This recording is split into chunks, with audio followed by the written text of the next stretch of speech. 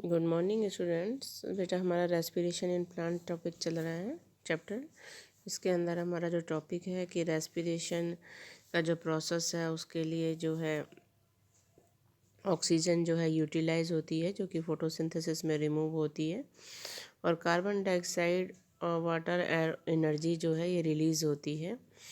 जो कम्बिशन है, जो रिएक्शन है जिसमें कि ऑक्सीजन की ज़रूरत होती है, लेकिन कुछ सेल्स जो के लिए हैं जहाँ पे कि ऑक्सीजन ज़रूरत होती भी है और नहीं भी, ये डिपेंड करता है। इसके लिए जैसे they are sufficient reason to believe that the first cells on this planet lived in the atmosphere that lacked oxygen, जिससे कि ऑक्सीजन की कमी थी। Even among present day living organism, जो ऐसे हैं जिनमें जो कि अभी भी बहुत सारे रेस्पिरेशन एनारोबिक कंडीशंस में करते हैं, जिनको कि ऑक्सीजन की ज़रूरत नहीं होती। जो ऑर्गेनिज्म एनारोबिक हैं जैसे कि बैक्टीरिया वगैरह, जो कि ऑक्सीजन की बिना उसके रेस्पिरेशन करते हैं, और बाकी जो लिविंग ऑर्गेनिज्म हैं जो कि एंजाइमेटिक मशीनरी में रिएक्शंस जिनके लिए ज़रूरी है, ऑक्सीडाइज जो ग्लूकोज होता है वो ऑक्सीडाइज जो है पार्शली कह सकते हैं हम एंजाइम्स की प्रेजेंस में या टोटली एंजाइम्स की प्रेजेंस में without the help of oxygen ये प्रोसेस होता है, जिसमें कि ग्लूकोज का ब्रेकडाउन होता है और पायरुविक एसिड बनता है, जिससे कि हम ग्लाइकोलाइसिस कहते हैं।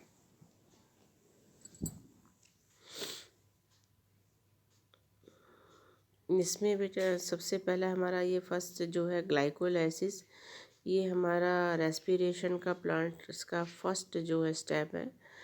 जो ग्लाइकोलाइसिस टर्म है ये सबसे ग्रीक वर्ड्स ग्लाइको, जिसे कि शुगर कहते हैं, लाइसिस मीन्स टूटना, तो ग्लूकोज जो स्प्लिट होता है उसे हम ग्लाइकोलाइसिस या टर्म दिया हुआ है। और ये सबसे पहले एम्डन ने, म्योहाफ ने और पार्नस ने इसे दी थी, तीन साइंटिस्ट ने मिलके, इसीलिए हम इसे ईएमपी पाथवे भी कहते हैं। जितने anaerobic organism, it is the only process in respiration. Glycolysis occur in the cytoplasm of the cell, glycolysis cell की साइटोप्लाज्म में होता है, and is present in all living organism. चाहे एरोबिक रेस्पिरेशन हो चाहे अनएरोबिक रेस्पिरेशन हो, glycolysis जो है एनारोबिक में तो होता ही होता है, और एरोबिक में भी ग्लाइकोलाइसिस सेल के साइटोप्लाज्म में होता है। इन दिस प्रोसेस ग्लूकोज जो है पार्शियली ऑक्सीडेशन होता है और 2 मॉलिक्यूल पायरुविक एसिड के बनाता है। In plants this glucose is derived from sucrose, जो ग्लूकोज है वो डिराइव्ड होता है सुक्रोज से, which is the end product of photosynthesis और फॉर्म स्टोरेज कार्बोहाइड्रेट।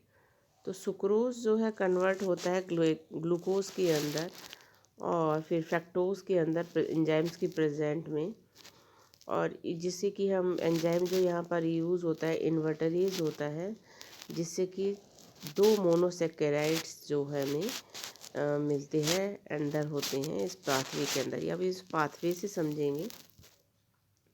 ये ग्लाइकोलाइसिस का पाथवे दिया है, इसमें हमें 1 2 3 4 5 6 7 8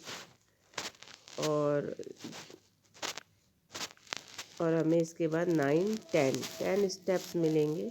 तो सबसे पहले हम यहाँ पर चलते हैं फर्स्ट स्टेप से कि ग्लूकोज है, जो ग्लूकोज है 6 कार्बन मॉलिक्यूल है, एटीपी की फॉर्म में एनर्जी लेगा और कन्वर्ट एटीपी एडीपी में हो जाता है। ग्लूकोज में जब एटीपी एडीपी में कन्वर्ट होगा तो एक इनऑर्गेनिक फॉस्फेट ग्रुप छोड़ता है, रिमूव करता है, वो इस ग्लूकोज से जुड़ के ग्लूकोज 6 फॉस्फेट बनाता है।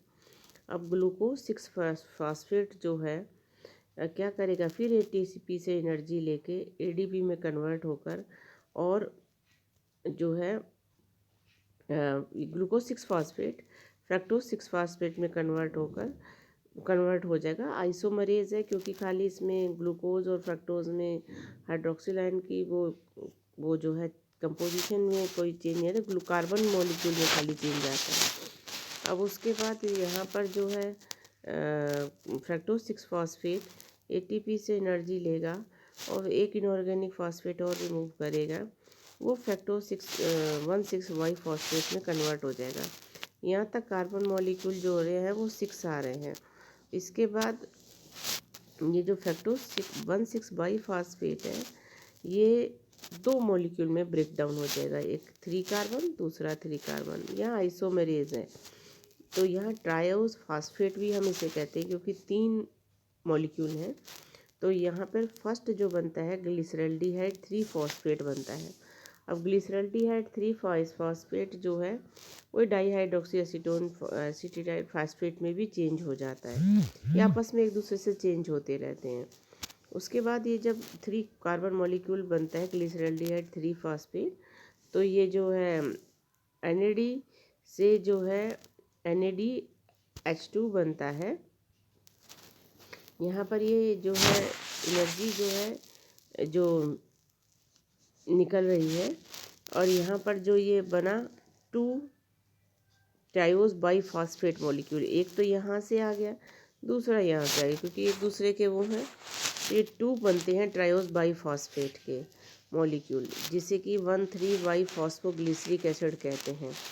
अब यहाँ पर ये 2 बनेंगे, 2 मॉलिक्यूल यहाँ से स्टार्ट हो जाएंगे, जिसके 2 मल्टीप्लाई यहाँ पे लिखा है हमने, तो यहाँ पर ये 2 मॉलिक्यूल स्टार्ट हो जाएंगे। अब उसके बाद ये जो है ट्रायोज बाई फॉस्फेट के जो 2 मॉलिक्यूल हैं, फिर ये एनर्जी लेगा।